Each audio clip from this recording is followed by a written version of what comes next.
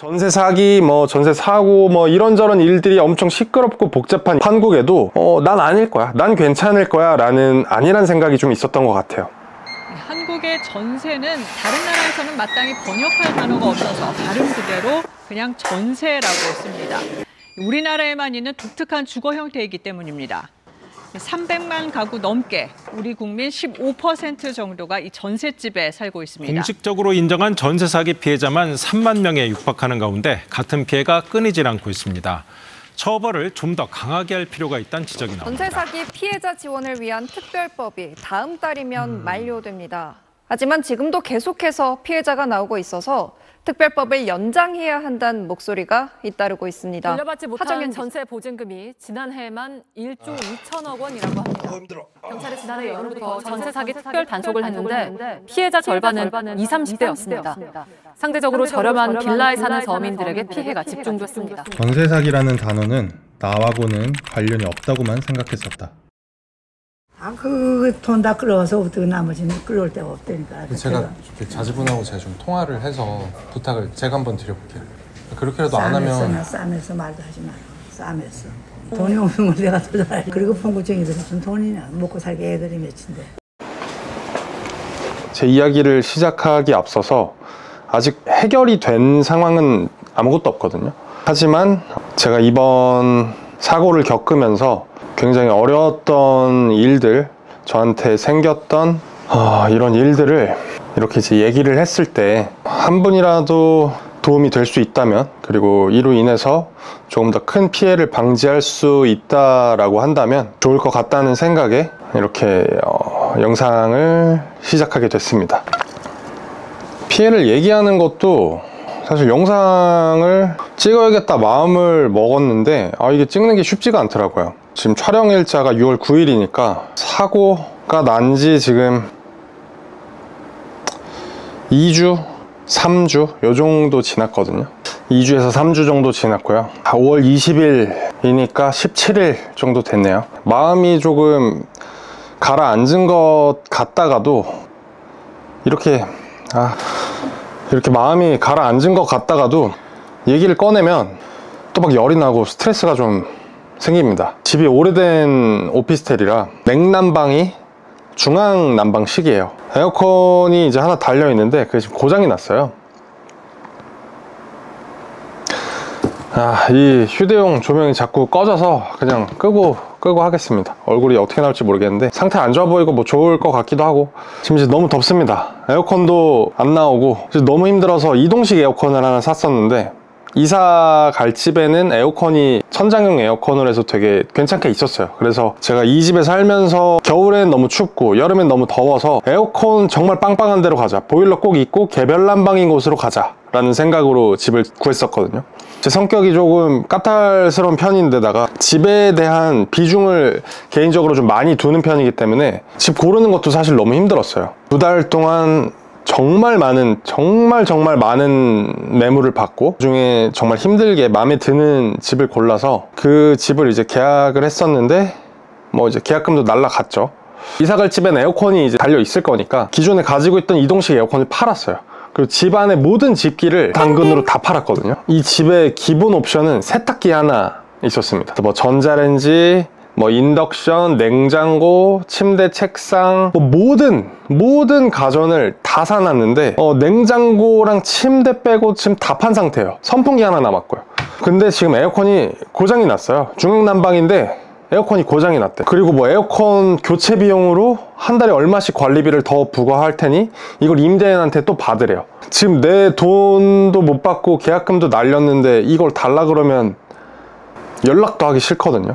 어쨌든 타임라인을 조금만 말씀드리면 2025년 2월 13일 계약 기간을 2달하고 열흘 정도 남긴 상태에서 집주인에게 문자로 통보합니다. 이 집에서 더 이상 거주하지 않겠고 이 기간에 맞춰서 전세 보증금을 반환해 주시길 바랍니다 라고 이제 문자를 보냈어요. 임대인분이 연세가 좀 있으신 분이라서 문자 답장이 안 오시더라고요. 그래서 확인이 됐는지 안 됐는지를 잘 모르니까 제가 이제 전화를 드렸어요. 계약 해지 의사를 전달을 하고 그때까지는 너무 그냥 좋은 분위기로 통화를 했죠. 4월 26일이 이제 다 되어 가는데 세입자가 잘 안 구해지더라고요. 일단 뭐 집을 보러 오는 사람도 많이 없었고, 근데 이제 제가 이사 가기로 한 날은 5월 26일이었어요. 계약 만기일이랑 제가 이제 대출을 실행했던 대출 만기일이랑 한 달의 유예 기간을 주니까 이사 날짜를 이제 이사 갈 집 그 세입자랑 이제 상의를 해서 조율을 했는데,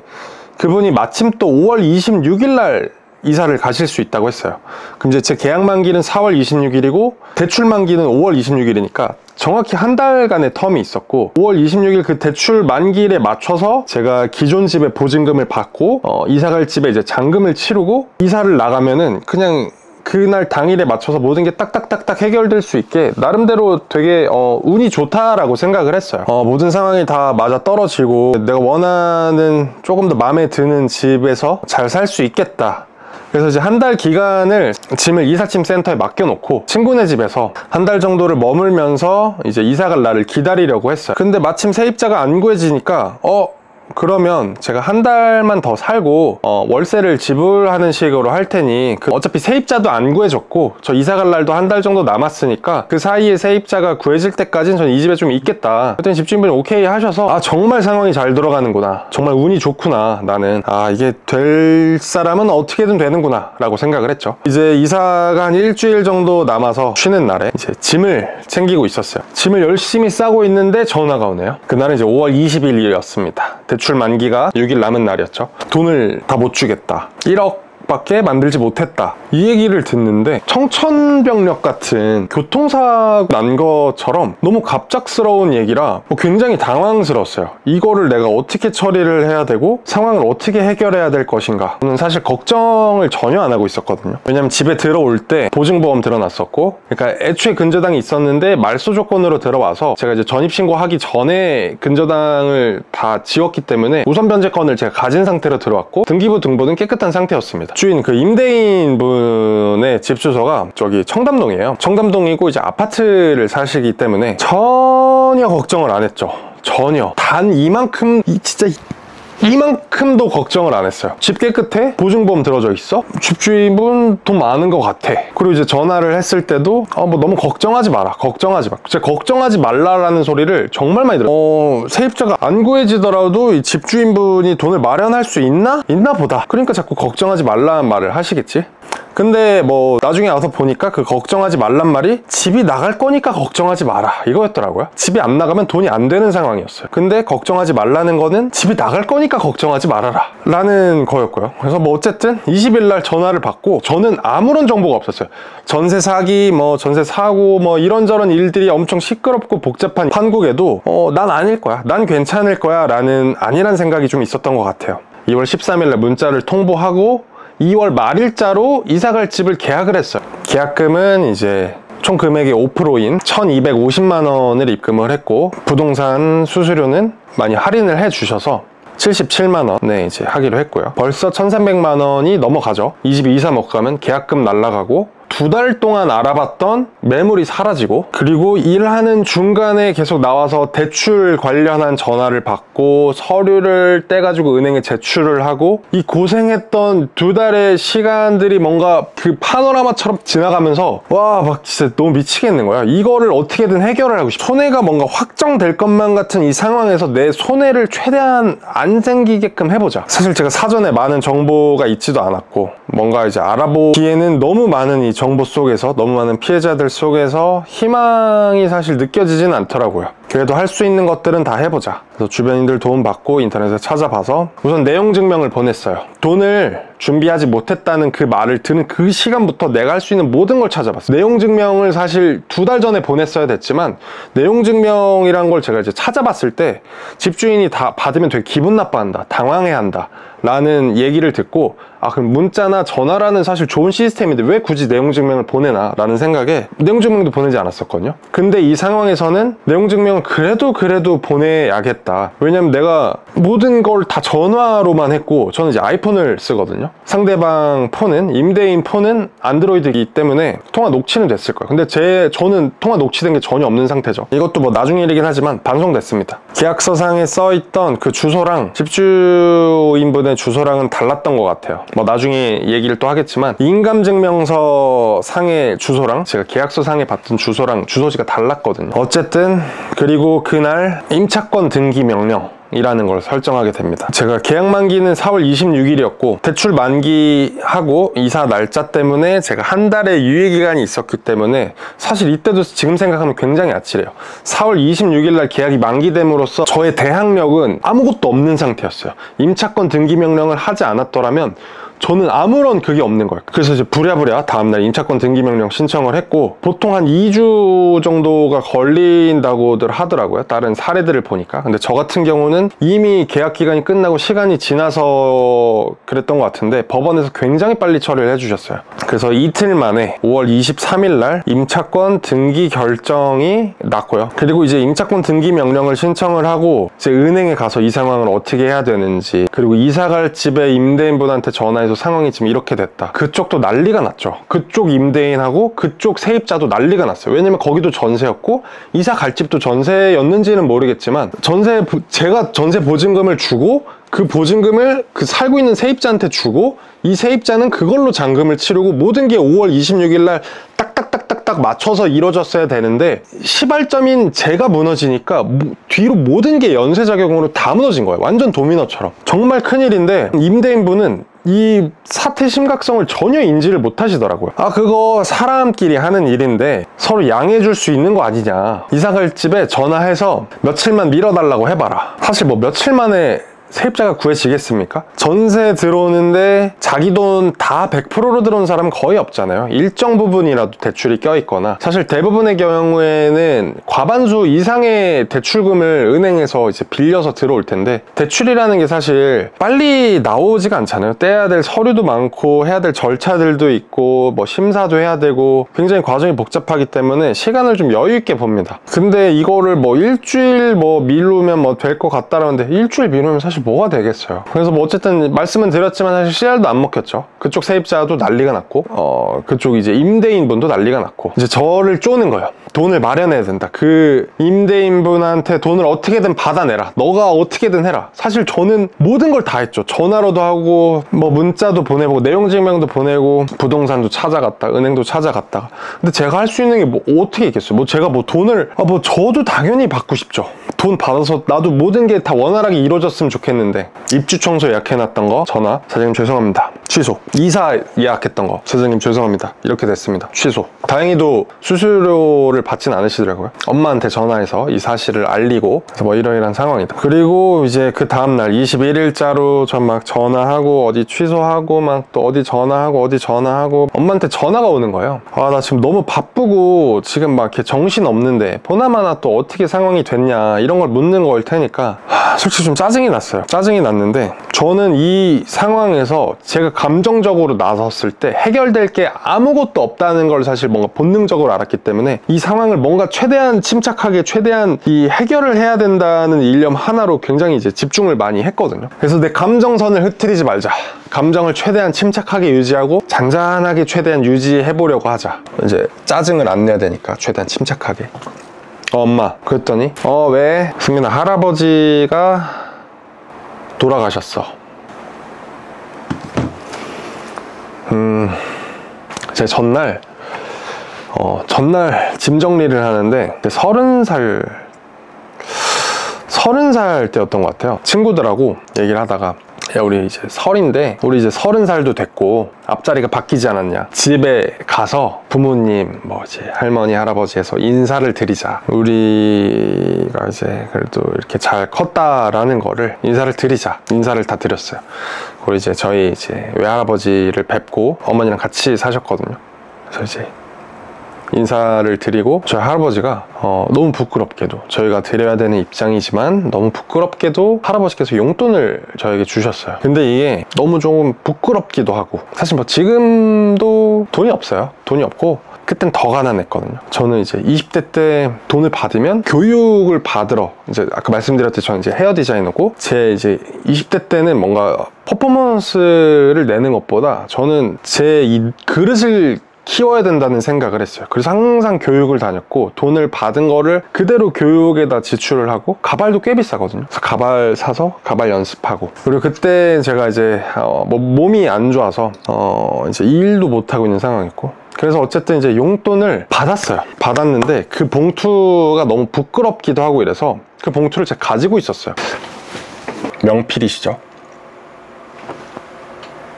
축 설날 조부. 제가 이 봉투를 전날에 짐 정리할 때 봤어요. 저 이사 오면서 정말 짐을 간소화했는데, 이제 나름 중요하다고 생각되는 거는 저기 제 지갑, 뭐 인감, 뭐 자격증, 신분증 뭐 이런 것들을 다, 뭐 서류 이런 것들 넣었는데, 거기에서 이 봉투를 발견을 했어요. 근데 이게 너무 좀 버겁더라고요. 할아버지 돌아가신 당일날에는 제 일 처리할 게 너무 많아서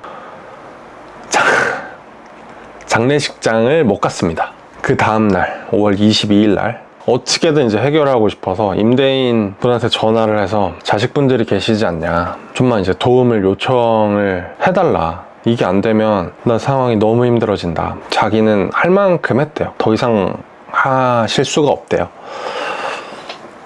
자식들 뿐만 아니라 주변 이제 본인 지인분들한테 돈을 다 빌리고 꾸고 하셨지만 만드실 수가 없대요. 근데 이렇게 지금 6일, 정확히 6일 남은 이 상황에 갑자기 이렇게 말씀을 하시면 이걸 어떡하냐, 어떻게 하면 좋냐. 전날 그리고 그날 제 전화 이 통화 내역이 하루에 한 50통은 한 것 같아요. 저 임대인, 여기 이사 연결해 주신 부동산, 이 부동산이랑 임대인분이랑 지금 이제 거래를 하고 있으니까 그 부동산, 제가 이제 알고 있는 다른 부동산 중개사분, 그리고 제가 이사갈 집에 매물을 가지고 있던 부동산, 이게 공동 중개를 했었거든요. 그리고 제가 이사갈 집에 임대인, 은행, 허그, 지인 변호사 2분, 지인 은행 계신 분 1분, 좀 더 명확하게 알고 계실 것 같은 부동산 관련 변호사분들하고도 제가 이제 돈을 내고 상담을 했어요. 그러니까 통화를 정말 많이 했어요.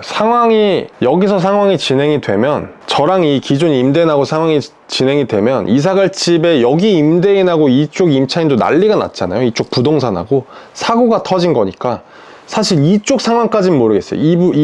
제가 이사갈 집에 살고 있던 임차인분이 이사갈 집에 그 임차인하고 그 임대인하고 어떻게 되는지 사실 잘 모르겠어요. 근데 난리를 쳤다고 했거든요. 부동산 가서 막 불 지른다, 막 임대인 막 고소한다 막. 근데 저는 그 정도로 이렇게 막 감정적으로 대응하지 않았으니까. 그래서 지금 와서 지나고 생각해보면 내가 너무 좀 병신같이 있었다. 너무 착하게만 굴었다. 내가 그래도 제일 얘기를 들어줄 수 있고, 그나마 뭔가 대화로 호흡이 되고 대화로 진전이 있고, 제가 그래도 뭔가를 좀 할 것 같은 느낌이, 모두가 나를 쪼는 거야. 이 임대인도 쪼고 부동산에서도 그렇고, 제가 할 수 있는 게 뭐가 있겠어요. 그래도 방법을 찾아보자. 임대인분한테 전화를 해서 대출 알아보셨냐? 안 된대요. 대출이 안 나온다고 했대요. 보증금 반환 대출이라는 담보를 잡고, 이 집을 담보로 잡고 보증금 반환 대출이라는 게 있어서, 요거를 받아서 제가 이제 그 대출을 실행했던 은행에 가면 조금이라도 지금 시간이 너무 없으니까 조금 더 빠르게 처리를 해볼 수 있을 것 같다. 그래서 이 임대인 분한테 연락을 했어요. 은행으로 오셔라. 그래서 은행에서 왔는데, 은행 창구 직원분이 이제 사정을 알게 되니까, 근데 은행 창구에서도 제 입장은 사실 크게 중요하지 않아요. 이거 어떡할 거냐. 그러니까 제가 받은 피해는 사실 크게 걱정을 안 하고, 지금 너 때문에 너가 이사갈 집에 임대인이 지금 피보게 생겼다. 너가 잘못했다. 제가 또 공격을 당하는 거예요. 근데 너무 무서운 건 진짜 내 탓 같은 거예요. 나도 일방적으로 통보를 받고 나도 피해자인데, 나 때문에 그 임대인이 곤란하게 됐다. 나 때문에 그 임차인이 곤란하게 됐다. 아니, 임대인분한테 빨리 말해서 이사 못 간다 해라. 그래야 그쪽에서도 뭔가 진짜 준비를 얘기했다고요. 피해는 나도 피해를 보잖아요. 나도 내 계약금을 다 날리잖아. 근데 이 얘기도 안 하고 있었어요. 뭐 그래도 이 사람이 뭔가를 대출을 실행해 줄 수 있는 사람이니까 그냥 네 감정을 진짜 다 억눌러 놨어요. 그래서 임대인분이 그 은행으로 왔어요. 그래도 다행히도 은행에 와서 이제 은행에서 같이 이제 얘기를 하는데 대출 막 안 된다 했다. 은행 가보셨냐? 은행 안 갔대요. 전화로만 물어보셨대요. 여기서 이제 대출 알아보는데 연세가 있으시고 이 소득이 없으니까 대출이 안 나와요. 이게 집을 담보로 해도 이 상환 능력을 보기 때문에 그 상환 능력이 없다고 판단이 되면 대출 안 해주더라고요. 그 대출되는데 시간이 오래 걸리고, 그래서 그나마 조금 빨리 되는 신용대출을 알아봐 줬는데 이것도 안 돼요. 지출이 너무 적어서. 근데 그 지출이 적은데 내 돈은 다 어디다 썼냐고. 집 들어올 때 공실이었는데 그 돈은 다 어디다 쓰셨냐고. 내가 낸 내 돈인데 내 수중에 있던 돈을 주고, 물론 은행 대출 껴있지만 어쨌든 내 명의로 내가 나간 내 대출인데 왜 이 돈을 내가 다시 받는데 이렇게 힘이 들어야 되며 내가 왜 이렇게 읍소를 해야 되는 상황인가. 너무 당연한 거죠. 내 거 줬고 나는 그 집 돈에 대한 가치로 이 집에 살았고, 이제 내가 다시 집 줄 테니까 이 돈 다시 나한테 줘라. 이게 안 되니까 진짜 너무 미치겠더라고요. 은행에서 어쨌든 안 된다, 뭐 방법 없다, 막 임대인분하고 뭐 얘기하고 뭐하고. 그 아까 인트로 때 그 들었던 그 얘기 있죠. 나는 뭐 돈이 나만 압니까? 진짜 너무 힘든 와중에 그래서 할아버지는 돌아가셨으니까 갔죠.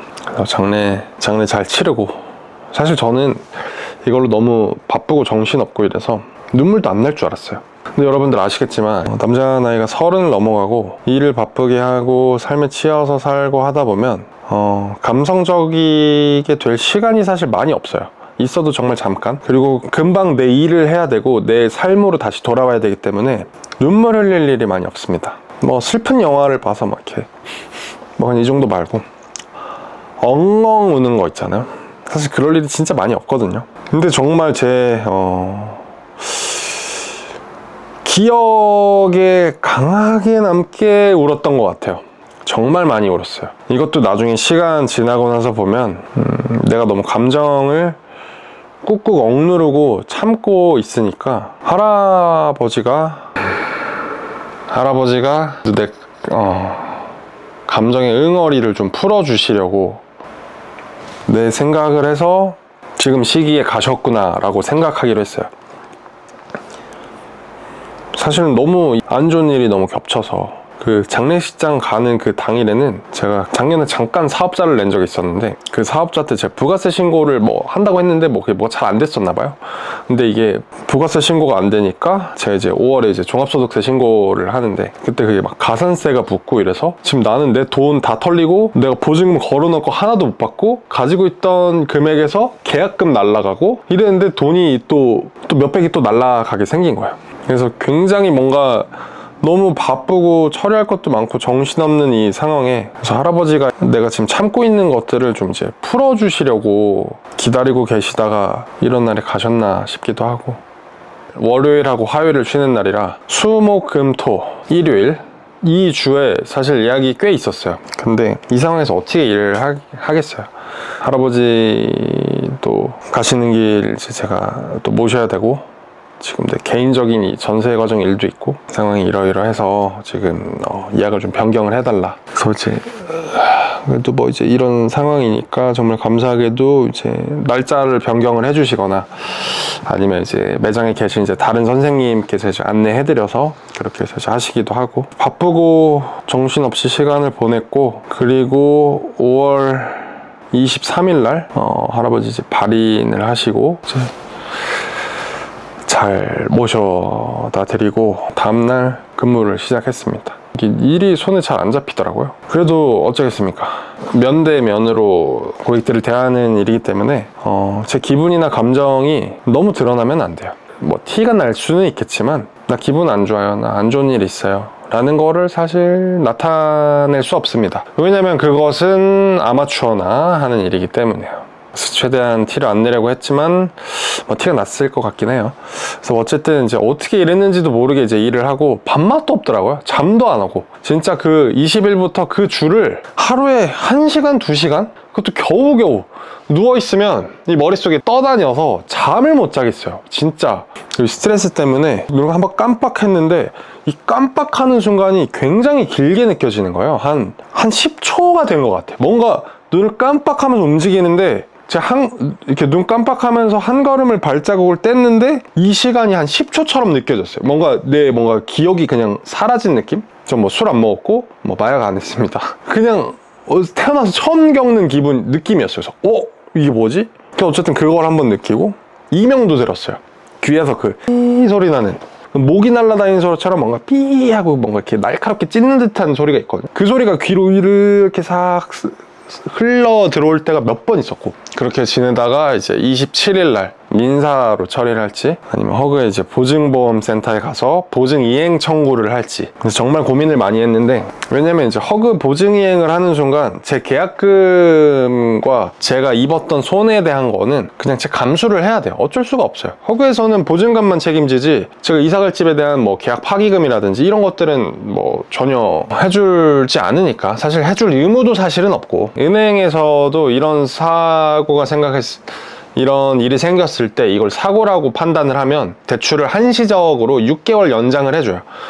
6개월 연장을 하면 그 6개월 기간 동안 보증이행 처리를 하고 상환을 할 수 있도록 대출 연장 처리를 좀 해줍니다.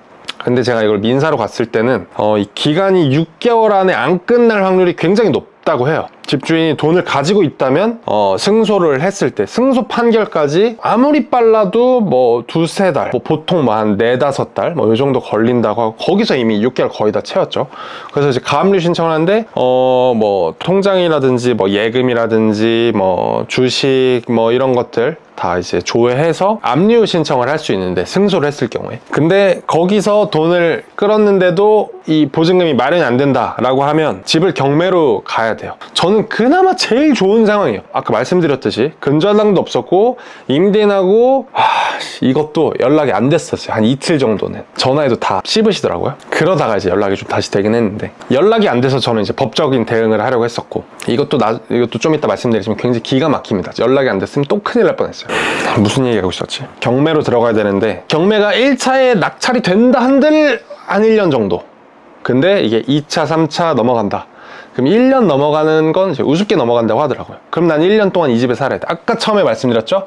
에어컨 없다고. 겨울에 뒤지게 춥고 여름에 뒤지게 더워요. 지금 6월 9일, 오늘 6월인데 진짜 미칩니다. 진짜 덥습니다. 이게 지금 마이크 여기다 차고 녹음이 어떻게 되고 있는지도 모르겠어요. 뒤에 지금 이 에어컨이 안 돼서 지금 선풍기 틀어놨는데 선풍기 소리 들어갈지 어떨지. 와, 근데 이거 안 틀면 진짜 죽을 것 같아요. 너무 더워. 뭐 어쨌든 그래서 내가 이 계약금과 내가 그동안 발생했던 이 손해들을 전부 다 청구할 수 있게 민사 소송, 전세금 반환 소송을 갈 것이냐, 아니면 내가 총 계산해보니까 한 1,400만 원 언저리, 이 금액을 깔끔하게 포기하고 허그에다 이행 청구를 할 것인가. 근데 이제 6개월이 지나면 대출이 내 이름으로 나온 거잖아요. 돈은 저 사람이 안 갚았지만 대출은 내 이름으로 나왔기 때문에 6개월 동안 이게 상환이 안 되면 연체는 내가 되는 거예요. 내가 은행에다가 연체자가 되는 거야. 신용불량자가. 근데 아까 말씀드렸듯이 승소 처리 나고, 제가 봤을 때는 집주인분이, 임대인분이 백제라, 돈 있는데 안 줄 거야, 주기 싫어, 이 느낌은 아닌 것 같아요. 사실 이것도 잘 모르겠지만 그냥 그런 것 같아요. 느낌상 종국에 가서는 뭐 미안하다라는 얘기도 좀 했고, 근데 뭐 어쨌든 이제 미안하다는 말을 한다고 한들 내 돈이 이제 돌아오는 건 아니잖아요. 미안하다고 이제 돈을 해결해 주는 것도 아니고. 그래도 저는 사실 뭐 끝까지 감정적으로 대응하진 않았어요. 이것도 너무 잘한 일이죠. 이제 얘기할 겁니다. 그래서 이제 보증이행으로 선택을 했고 이행 청구를 하려고 알아보는데, 허그 이행 청구할 때 서류가 어마무시합니다. 어마무시합니다. 항목이 9개, 10개인데 그 중에 위에 2개는 허그에서 떼주는 거고요. 나머지 것들은 제가 직접 서류를 구비를 해서 가야 되는데, 이 몇 번째 항목인지 모르겠어요. 이 초반에 있던 항목인데, 전세 계약이 종료되기 2개월에서 6개월 전 임대인에게 문자 혹은 카톡 혹은 전화 혹은 내용 증명, 이 4개 중에 한 가지가 무조건 임대인에게 도달을 해서 묵시적인 계약 연장이 되지 않도록 종료 의사를 명확히 밝혀야 한다. 근데 임대인분은 할머니시고 연세가 꽤 많으십니다. 저희 42년생이세요. 일단 카톡 아이디가 없으시더라고요. 카톡 아이디 없으시고, 문자로 드렸는데 문자를 읽으셨는데 답장을 안 한 건지, 아니면 진짜 문자를 못 보시는 건지,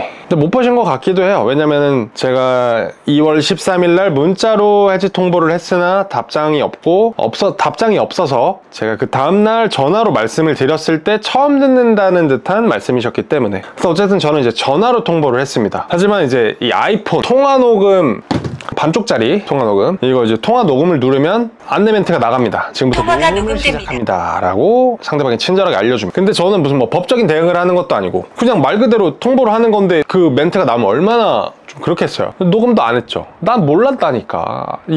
너무 믿었어요. 너무 믿었어요. 집의 안전성에 대해서, 그리고 집주인분의 이 지역에 대한 파워, 경제력을 저는 너무 철석같이 믿었어요. 녹음 안 돼 있었죠. 그렇다 내용 증명을 보낸, 내용 증명, 와, 그 무서운 걸 어떻게 보내? 이 네 가지가 충족이 다 안 되는 거예요. 내가 6개월에서 2개월 전에, 계약 만기 전에, 최소 2달 그 전에 이 임대인에게 도달했다라는 증거가 없는 거예요. 내용 증명 안 했지. 이거 다 안 했으니까. 문자 보냈는데 문자 보내기만 하면 절대 안 됩니다. 절대. 왜? 답장이 오지 않으면 수신이 안 된 걸로 판단을 합니다. 그나마 조금 더 해볼 만한 상황은 똑같이 아이폰을 쓰던가 똑같이 안드로이드 폰을 쓰던가 해서 상대방에게 문자를 전송했을 때 읽음 표시가 확인이 되는 경우, 그 경우는 그래도 조금 진행이 되는 것 같아요. 근데 그게 아니라 기종이 다른 경우는 읽음 확인 표시가 안 뜨잖아요. 그래서 답장이 없으면 도달하지 않은 것으로 간주한다. 이게 진짜 골 때리는 포인트예요. 그리고 카톡도 읽으면 1이 사라지잖아요. 근데 이것도 또 사례를 찾아보니까, 카톡을 하다 이제 임대인분하고 트러블이 있었는데 임대인분이 차단을 한 거야. 차단을 하면 어떻게 되냐, 그럼 이제 내가 상대방 그 카톡을 이제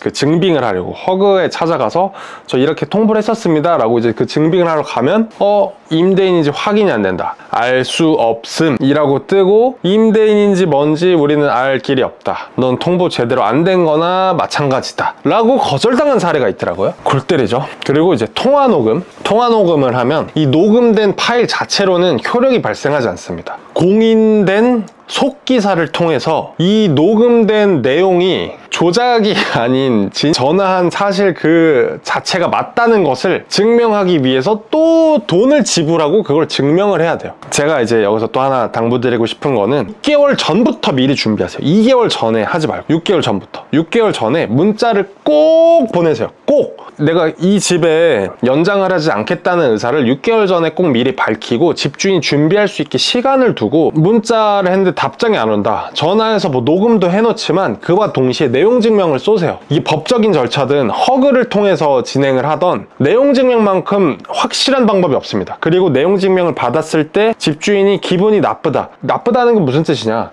이게 법적인 절차로 번질 수 있다는 거를 어느 정도는 상징을 하는 의미이기 때문에 기분이 안 좋습니다. 근데 이걸 또 역으로 생각해야 돼요. 기분이 안 좋은 만큼 뭐야, 나 기분 안 좋겠어, 나 돈 안 줘, 이 느낌보다 뭐야, 이 새끼 이거 진짜로 뭐 하겠는데? 싶은 느낌을 좀 주기도 해야 돼요. 그러니까 세입자가 만만해 보이면 안 돼요. 또 어려운 부분이긴 한데 뭐 그렇습니다. 그래서 내용 증명은 사실 뭐 압박용이라기보다 보증보험을 들었던, 보증 그 반환 소송을 하던 꼭 필요합니다. 나의 의사를 상대방에게 명확하게 전달했다는 확실한 증거가 됩니다. 법적인 절차든 뭐든 간에 이 서류로 모든 거를, 나의 억울함과 피해 사실을 입증해야 하는 이 상황에서는 내용 증명만큼 확실한 게 없습니다. 확실하게 하세요. 저처럼 후회하지 마세요. 저는 그래서 어떻게 했냐, 이 네 가지 모두가 증명이 안 됐잖아요. 그래서 전세 계약 종료 확인서라는 게 있습니다. 그 서류를 떼요. 그래서 그 서류를 집주인하고 만나야 해요. 만나서 주소 적고 이름 적고 서명, 인감 빵 찍고, 이 인감이 또 진짜 그 사람의 인감이라는 걸 증명하기 위한 인감증명서가 필요하고, 이 사람이 맞다는 신분증 앞뒤 사본이 필요합니다. 그러니까 총 필요한 거는 그 전세 계약 종료 사실 확인서, 임대인의 신분증 사본, 임대인의 인감증명서, 사실 그리고 이건 별거 아니죠. 임차인의 신분증 사본, 임차인의 인감증명서, 이 5가지가 추가적으로 또 필요합니다. 그래서 준비된 서류가 이만큼. 이만큼. 이게 증명서예요. 이게 허그에 갈 때 제가 준비해간 서류들입니다. 모든 절차를 조금이라도 피해를 최소화하고 구제를 받기 위해서는 내가 해야 돼요. 사실 아무도 도와주지 않아요. 내가 잘 알고 있어야 되고, 내가 이 상황이 생겼을 때 어떻게 대처해야겠다는 거에 대한 어느 정도의 계획이 필요합니다. 그렇지 않으면 닥쳐서 진행하면 너무 힘들어. 너무 정신이 없고, 내가 어떻게 이 상황을 해결해야 될지에 대한 감도 없고, 이런 상황이 생기면 각자 서로 간에 그 이해관계가 얽히고 설켜 있잖아요. 그리고 그 이해관계 속에서 모두들, 정말 모두들 나의 피해를 최소화, 혹은 내가 이 일에 책임이 없다라는 식의 면피를 최우선으로 합니다. 그 누구든. 근데 이 상황에서 저처럼 약간 만만하고 좀 X밥처럼 보인다. 그러면 다 나를 쫍니다. 중간에 이런 일이 있었어요. 2억 1천이고 집주인이 1억이 있고 1억 1천이 모자란 상황이니까 1억 1천을 이제 돈을 모아가지고 상환을 대신 해주고, 이걸로 일단 이 급한 불을 끄고 차용증을 써가지고 나중에 돈을 다시 받자. 뭐 이런 식으로 막 복잡한 얘기도 있었고, 이거는 사실 이것도 고마운 얘기죠. 저 이사갈 집에 임대인분하고 그 공인중개사분하고 돈을 이제 모아가지고 이렇게 같이 하기로 했었던 건데, 어쨌든 그건 돈이 모자라서 안 됐고, 전세입자를 내보낼 때 돈이 어찌저찌 해가지고 한 1억 8천 정도가 만들어지면 됐었나 봐요. 제가 이사갈 집에 세입자를 내보낼 수 있게 그 공인중개사 쪽에서 뭔가 제안을 한, 돈을 얼마씩 보탤 테니까 가지고 있는 돈하고 지금 내가 살고 있는 임대인 이 할머니 돈하고 다 합쳐가지고 일단 저 임차인을 내보내자, 이 얘기가 이제 나왔었는데, 근데 이렇게 되면 그 둘은 상황 해결이 되고, 아무튼 굉장히 듣다 보니까 좀 말도 안 되는 얘기였어요. 그래서 어쨌든 그것도 그대로 이제 다 해결이 잘 안 됐고, 이행 청구 27일 날 하고 지금 2주 정도가 이제 지났네요.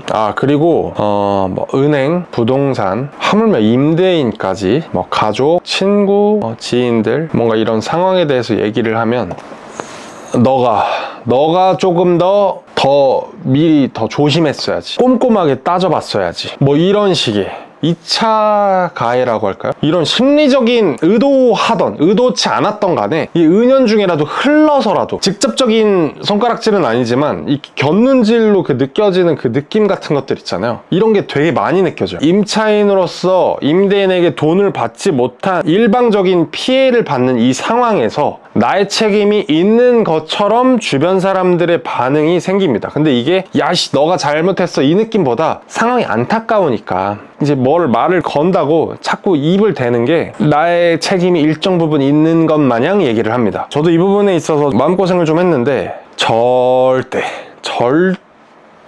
그렇지 않아요. 이거는 내 돈이 임대인에게 들어갔고, 이 임대인과 나의 이게 살고 있는 이 집을 다시 바꾸면 되는 건데, 나는 그냥 나가면 되는데, 돈만 주면 나가는데, 안 줘서 이 모든 상황이 이렇게 생겨버린 건데 여기에 내가 무슨 게 있냐고요. 너무 당연한 거잖아요. 계약 기간이라는 게 있으면 그 기간 안에 끝나면 돈을 반환해야 된다는 건 너무 당연한 일인데, 이거에 있어서 나에게 뭔가 책임이 있다 라고 이제 주변의 어떠한 반응들이 굉장히 심적으로 좀 고통스럽게 다가오고요. 사실 저는 전세 사기 관련해서 안 좋은 일들도 많이 생기고 극단적인 선택을 하시는 분들도 있고 했을 때, 전세를 사는 사람이면서도 내일은 아닐 거라고 생각을 했고, 그리고 극단적인 선택을 하는 분들을 보면서 그래도 열심히 살다 보면 언젠가는 잊고 해결할 수 있을 텐데 좀 너무 안타깝다, 아쉽다라는 생각을 했어요. 그런데 막상 내가 당해보니까, 저는 어쨌든 지금 허그에 이행 청구를 해놓은 상태고 서류 심사 중이긴 하지만 받는다는 게 확정되지도 않았어요. 서류가 만약에 튕기면 그때는 저는 이제 전세금 반환 소송으로 들어가야 되는데, 일단은 지금 연락이 없는 거 보니까 잘 진행이 되고 있겠지라고 생각은 이제 하고는 있습니다만, 이 1,400 정도의 금액을 날린 저도 사실 굉장히 마음이 쓰리고, 주변의 반응들로 하여금 의도치 않은 마음의 상처를 입게 되는데, 보증금까지 날린 분들, 근데 하필 그 보증금에 내가 모아놓은 금액이 더 많은 비중을 차지하고 있었던 분들은 날린 돈과 그동안 내가 모아놨던 돈에 대한 손실에 대한 이 상실감 플러스 주변인들의 이 안타깝다는 마음에서 우러나온 의도치 않은 2차 가해, 이게 사람을 정말 힘들게 합니다. 정말 당해보니까 알겠더라고요. 이거를 보시는 분이 어떤 상황인지는 모르겠지만 전세 관련해서 피해를 입으신 분들이라면 절대로 당신의 잘못이 아닙니다. 그거를 꼭 명심하시고 스스로 절대 자책하지 마시고 사실 힘내란 말도 좀 어려워요. 저는 힘이 잘 안 나거든요. 저도 일하면서 저는 이제 아까 말씀드렸듯이 헤어 디자이너니까 이 손님들한테 뭐 이런저런 이제 얘기를 하면서 주거 형태가 어떻게 되시냐, 전세 혹시 뭐 갈 예정이거나 전세 살고 계신다라고 하면은 제가 꼭 얘기를 하거든요. 뭐 보증보험 드셨냐, 안 드셨고 뭐 이사 갈 예정이시냐. 그래서 이사 갈 예정이라면 1개월 전, 2개월 전에 모든 이 절차, 문자 했을 때 답장을 꼭 받아야 되고, 카톡 뭐 할 수 있지만 차단당금 답 없고, 내용 증명 꼭 보내라. 내용 증명을 이제 보냈는데 도달이 안 될 수도 있어요. 보냈는데 반송이 되거나 폐문부재랑 뭐 수치인불명 여러 가지 사유들이 있거든요. 특히 내용 증명 같은 이런 등기 같은 경우는 도달이 됐다는 걸 우체국에서 공인을 해주기 때문에 이 도달되지 못한 사유에 대해서 이제 알려주고, 이게 또 도달이 안 됐다라고 하면은 그 뭐 법원에 뭐 공시송달하고 주소 보존명령을 통하고 해서 그 임대인의 초본을 또 떼볼 수가 있어요. 또 그 과정도 기다림의 연속이거든요. 그러면 이제 이 초본을 떼가지고 그 바뀐 주소로 다시 보내야 되는데 그게 또 도달이 안 될 수도 있어. 안 받을 수도 있고 또 뭐 그 집에 없을 수도 있고 뭐 사정이 어떻게 될지 모르죠. 하지만 모든 이 상황에서 이 시간이라는 게 계속 흘러가고, 이 처리가 서류를 떼고 서류를 보내고 이게 도달하는 데 시간이 걸리고 하기 때문에 2달 전에 하려면 그냥 안전하게 여유 있게 닥쳐서 괜히 고생하지 마시고 6개월 전부터 미리미리 준비를 하시라, 이런 얘기를 꼭 하거든요. 정말 억울한 부분은 피해자가 이 피해 상황이 생겼을 때, 이런 사고가 생겼을 때 굉장히 바쁘게 움직이고 막 서류 떼고 내 시간과 에너지와 스트레스 모든 걸 다 쏟아부어야 되는데 임대인은 그냥 이러면 끝이에요. 임대인은 뭐 할 게 없어요. 이 전세 구조 자체가 너무나 이 임차인이 손해를 볼 수밖에 없는 구조고, 모든 상황이 다 맞더라도 한 가지만 핀트가 나가면 무조건 또 임차인이 독박을 씁니다. 피해를 무조건 보는 구조예요. 그래서 저는 이제 2번 다시 전세는 살지 않을 겁니다. 절대 안 삽니다. 임대인이 사망했거나 임대인이 뭐 변경이 됐거나 아니면 정말 마음 먹고 사기를 치거나 뭐 이러이러한 경우들로 뭐 이제 이사를 가려는 집에 계약금 몰취당한 경우 사실 굉장히 많은 것 같고, 저 상담받으러 갔을 때는 임대인이 사망을 했는데 자식들이 상속을 다 포기하고 이 내용 증명을 자식들한테 다 따로 보내고, 자식들이 이제 주소를 알기 위해서 초본을 또 다 따로 떼야 되고, 그분은 청약에 당첨이 됐는데 그 보증금을 못 받아서 청약된 걸 날리셨대요. 그 얘기를 듣는데 제가 괜히 이렇게 숙연해지면서 나는 아무것도 아니구나 싶더라고요. 돈을 내고 아주 큰 교훈을 얻었다. 이게 오히려 각성한 계기가 돼서 내가 더 잘 될 수 있는 자양분으로, 밑거름으로 삼아야겠다 라는 생각을 했고요. 사실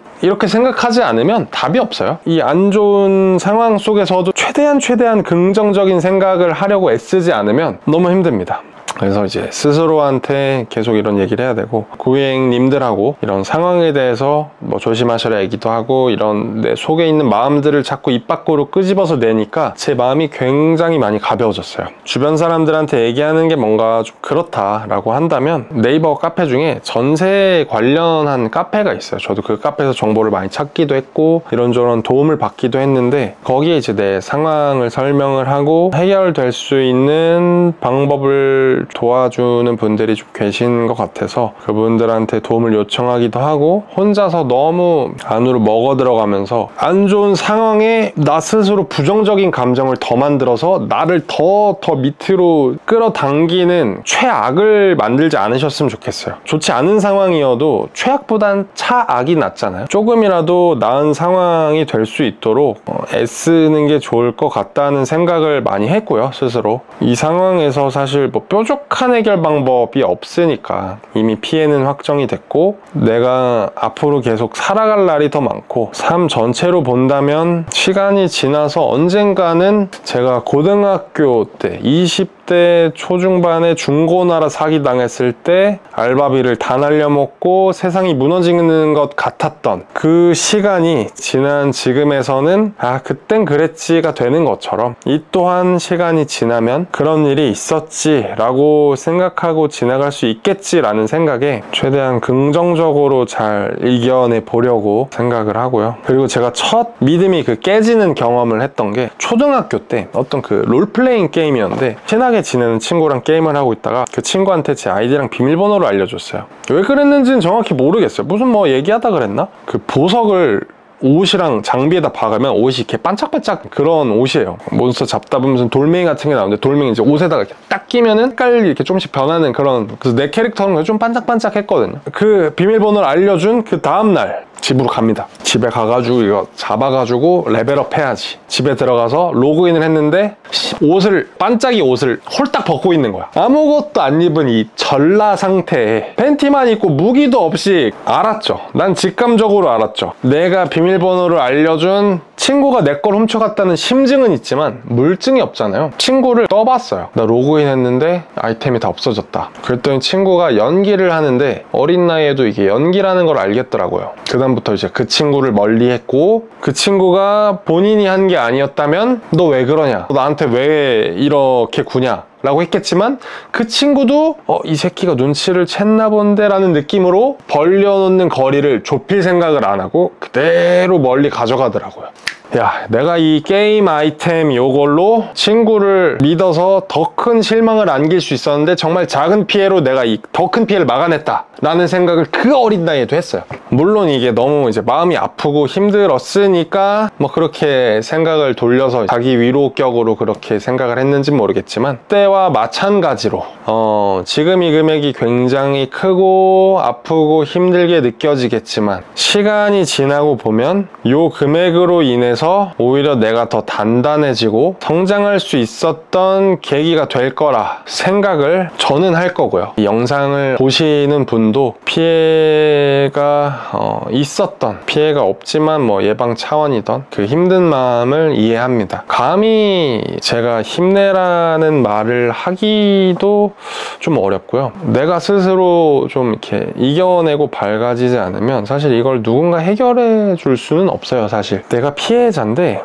이 피해를 아무도 구제해 주지는 않더라고요. 쉽지가 않더라고요. 하지만 이 모든 아픔은 시간이 지나면 조금 잊혀지고 조금씩 흐려지기 때문에 아무리 좋은 순간도, 아무리 힘든 순간도 영원하지 않고 결국엔 시간이 지남에 따라 힘이 해져가기 때문에 시간은 무조건 지나간다라는 불변의 진리가 있잖아요. 이 법칙을 활용을 잘 하셔서 이미 일어난 이 과거의 일에 나의 지금 소중한 현재와 미래를 더 어둡게, 더 안 좋은 방향으로 가져가지 않으셨으면 좋겠고요. 정말 쉽지 않겠지만 지금 상황에서라도 가능한 행복한 일을 찾으셨으면 좋겠어요. 가능한 많이 웃을 수 있고 혼자 생각하는 시간도 정말 필요하지만 교제하는 사람이 있거나 아니면 뭐 가족이 있거나 친구가 있거나 지인이 있거나 가까운 사람에게 얘기를 꼭 하시고 이 상황에 대해서 최대한 잊을 수 있도록 해결할 수 있는 방법은 당연히 해결을 해야겠죠. 할 수 있는 데까지는 해봐야겠죠. 하지만 민사 같은 경우가 굉장히 복잡하고 힘들다는 얘기를 정말 많이 들었어요. 하지만 너가 실익이 없더라도 피고로 하여금, 그러니까 소송 당하는 사람으로 하여금 내가 당한 만큼 너도 당해봐, 약간 이런 느낌으로 가면은 해볼만 하다라는 얘기를 하셨거든요. 그래서 저는 이 부분도 사실 굉장히 진지하게 지금 고민을 하고 있는 상황인데 뭐 어떻게 될지 모르겠습니다. 긴 영상인데 생각보다 뭐가 결론이 없어요. 결론도 없고 시원한 사이다 내용도 아니고 피해본 내용만 쭉 열거가 되고 그냥 이런 상황이다 라는 것만 이제 설명드리는 영상으로 마무리가 되겠는데, 사실 영상을 찍기 시작할 때는 정말 너무 깝깝해가지고 더워가지고 찍으면서 너무 힘들었는데 막상 말을 시작하고 제 얘기를 처음부터 끝까지 이제 얘기를 하고 나니까 조금은 그래도 속이 좀 시원한 것 같습니다. 누차 말씀드리지만 꼭 좋은 날이 올 거니까요. 사람이 죄를 지었으면 벌을 받는 게 세상 이치래더라.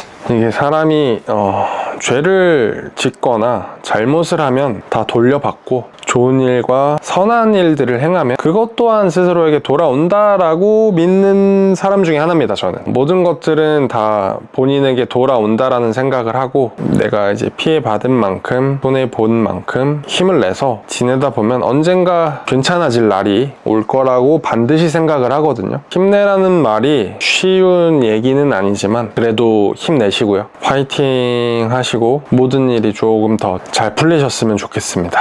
가능한 피해를 방지하실 수 있는 분들은 최대한 방지를 하셨으면 좋겠고, 피해 입으신 분들은 꼭 힘내시고 절대 본인의 실수라든지 본인의 책임이 있지 않다는 거, 교통사고가 나버린 것처럼 의도치 않게 어떤 사고가 발생한 것처럼 당신은 그냥 일방적인 피해자이니까 너무 자책하지 않으셨으면 좋겠습니다. 그리고 전세로 들어가실 분들은 영상 중에 또 이런 영상이 많아요. 전세 들어가기 전에 조심해야 될 것들, 뭐 근저당이 있다든지 다가구라든지 뭐 신탁 등기가 뭐 설정이 돼 있... 뭐 아무튼 이런 모든 것들 꼭 챙기셔서 피해 입지 않으셨으면 좋겠고요. 그리고 살고 계신 분들은 나가시기 전에 아까 말씀드렸던 뭐 문자, 카톡, 전화, 이 내용 증명 이것들 꼭 잘 숙지하셔서 이걸로 인해서 나중에 보증보험 이행할 때 문제가 생기지 않도록, 이걸로 인해서 나중에 법적인 조치를 취할 때 이걸로 발목을 잡히지 않도록, 이것만은 어쩔 수 없이 내 책임이 됩니다. 이것만은 꼭 확실히 하세요. 내용 증명